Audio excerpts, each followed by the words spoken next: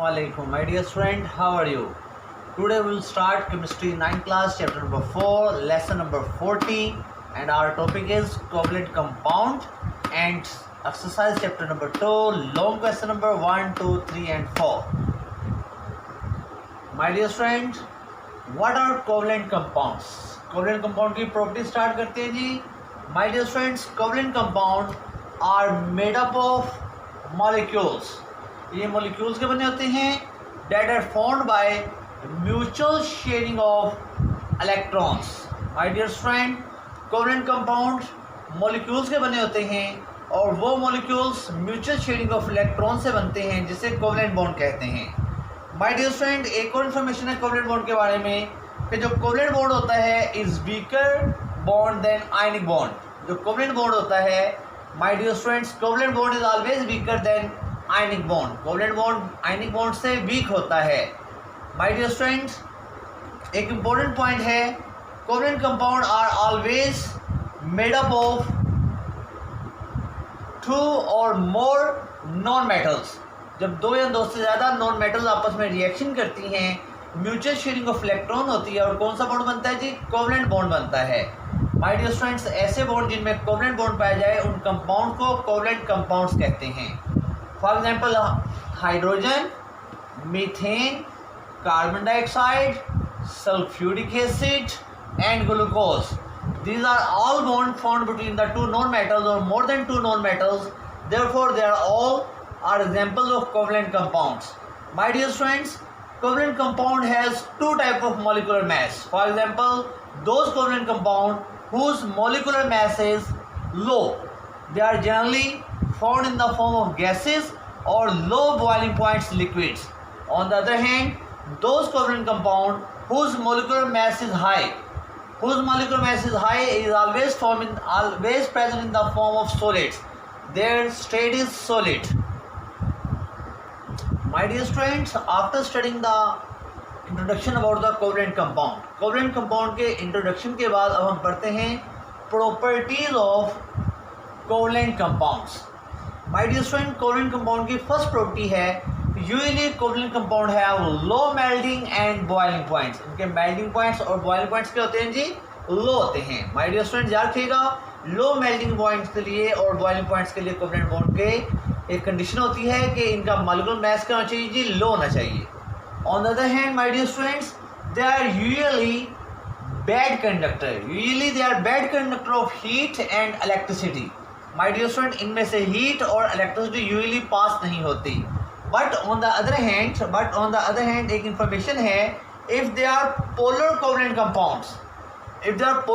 Compound then they will become a good conductor of heat and electricity when they dissolve in polar solvent.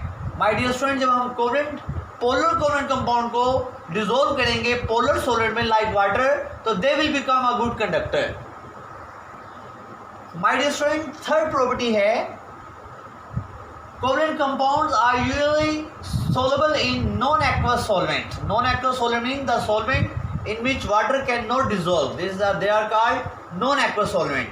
And covalent compound are usually soluble in non-aqueous solvent. For example, there are 4 examples of non-aqueous solvent. For example, benzene, ether, alcohol, acetone. There are 4 examples. These are 4 examples of non-aqueous solvent. In these non-aqueous solvent, covalent compounds are soluble. But covalent compound are usually insoluble in water. My dear friends, covalent compound water में soluble नहीं होते, जबकि non aqueous solvent जैसे कि benzene, ether, alcohol और acetone में covalent compound soluble हो जाते हैं, हल हो जाते हैं. My dear friend, last point है, if the covalent compound are large molecules, if they are form large molecules, they large molecule form 3 dimensional bonding form crystals, covalent crystal. When the covalent compounds are formed in the form of 3-dimensional crystal, then they will become stable and hard. When they become stable and hard, then their melting point and boiling point will become high. My dear students याद रखिएगा, first point हमने कहा था कि इनका melting point boiling point low होता है, लेकिन ये जो कंडीशन है ये उस वक्त होगी जब कोवलेंट कंपाउंड का मॉलिक्यूलर मास लो होगा। लेकिन जैसे कोवलेंट कंपाउंड का मॉलिक्यूलर मास लार्ज हो जाएगा, इनका साइज लार्ज हो जाएगा, तो ये 3 डायमेंशनल कोवलेंट क्रिस्टल की फॉर्म में आ जाएंगे, तब ये स्टेबल हो जाएंगे और हार्ड हो जाएंगे। और इस फॉर्म में जबकि ये 3 डायमेंशनल स्ट्रक्चर बनाएंगे, जब इनका मॉलिक्यूलर मास बहुत ज़्यादा हो जाएगा, उस कंडीशन माय डियर स्टूडेंट्स इनका मेल्टिंग पॉइंट और बॉइलिंग पॉइंट भी क्या हो जाएगा, हाई हो जाएगा। ओके जी, ये माय डियर स्टूडेंट हमारी प्रॉपर्टीज थी कोवलेंट कंपाउंड की। आइए अब हम चैप्टर नंबर 2 की एक्सरसाइज स्टार्ट करते हैं। माय डियर स्टूडेंट्स अब हम चैप्टर नंबर 2 की एक्सरसाइज कर रहे थे जी। My dear students short question हमारे कंप्लीट हो गए थे, आज हम इसके लॉन्ग क्वेश्चन स्टार्ट करेंगे। लॉन्ग क्वेश्चन नंबर 1 है, how are the cathode rays produce. Cathode rays produce कैसे होती हैं, इसमें हम डिस्कवरी लिखेंगे। And what are there 5 major properties. Properties को कैरेक्टरिस्टिक्स भी कहते हैं जी, और हम इनकी 5 मेजर कैरेक्टरिस्टिक्स लिखेंगे। माय डियर स्टूडेंट इस क्वेश्चन का आंसर हमें टेक्स्ट बुक के पेज के ऊपर 28 के ऊपर हमने किया था, discovery of cathode rays. Cathode rays को इलेक्ट्रॉन भी कहते हैं जी। और my dear student page number 29 के ऊपर हमने टोटल इसकी 7 कैरेक्टरिस्टिक्स या प्रॉपर्टीज ऑफ कैथोड रेज की थी, उसमें से आप कोई भी 5 अटैम्प्ट कर लेंगे। ओके माय डियर स्टूडेंट्स, ये आपके पेज नंबर 28 और 29 के ऊपर आपको कैसे मिल जाएगा, मैं आपको इसका रेफरेंस शो भी कर देता हूँ। माय डियर स्टूडेंट्स ये हमारे पेज नंबर 28 के ऊपर cathode rays and discovery of electron. पहले आप कैथोड रेज की डिस्कवरी लिखेंगे माय डियर स्टूडेंट, फिर आप ये डायग्राम ड्रा करेंगे और फिर पेज नंबर 29 के ऊपर आप मूव करेंगे। पेज नंबर 29 के ऊपर ये 7 कैरेक्टरिस्टिक्स लिखी हैं जी। माय डियर स्टूडेंट आप 7 कैरेक्टरिस्टिक्स में से कोई 5 कैरेक्टरिस्टिक्स अटैम्प्ट कर लेंगे। ओके माय डियर स्टूडेंट्स, इस तरीके से हमारा फर्स्ट लॉन्ग क्वेश्चन का आंसर कंप्लीट हो जाएगा। माय डियर स्टूडेंट्स अब हम लॉन्ग क्वेश्चन नंबर 2 करेंगे जी। How was it prove that electrons are fundamental particles. ये साबित करेंगे इलेक्ट्रॉन्स कैसे फंडामेंटल पार्टिकल हैं ऑफ एन एटम, एक एटम के। माय डियर स्टूडेंट इसका आंसर पेज नंबर 29 पे अटैम्प्ट करेंगे जी।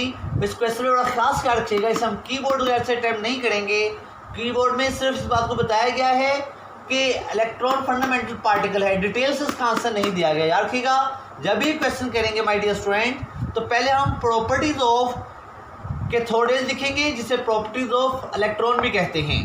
पहले हम सॉरी प्रॉपर्टी लिखने के बाद फिर नीचे एक पैसेज है वो पैसेज लिखेंगे। ओके माय डियर स्टूडेंट्स, मैं आपको इसके पेज के ऊपर शो करता हूँ कि आप किस तरीके से क्वेश्चन को अटेम्प्ट करेंगे।